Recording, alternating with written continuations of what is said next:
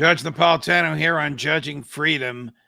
Today is Tuesday, February 15, 2022. It's about 3:25 in the afternoon here on the East Coast.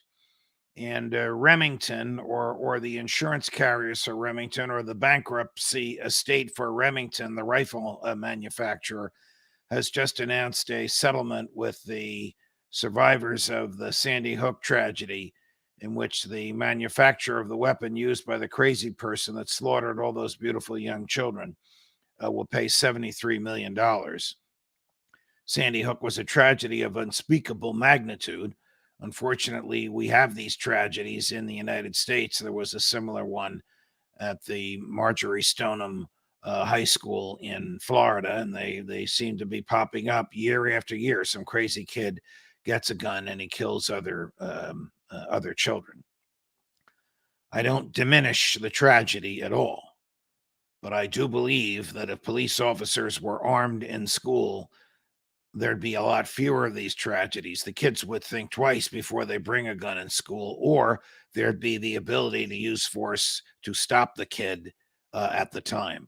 The same is the case for all these mass shootings. They all end the same way. They end when the killer is killed or when the killer is arrested by people carrying guns. Only guns can stop guns. And guns in the hands of good people, trained people, moral people who believe in the value and dignity of human life is our greatest safeguard against crazies and even against totalitarians in the government. But what is not a safeguard is suing people that are not responsible for the killing. For Remington to be in the case, the Supreme Court of Connecticut had to change the law, which it did.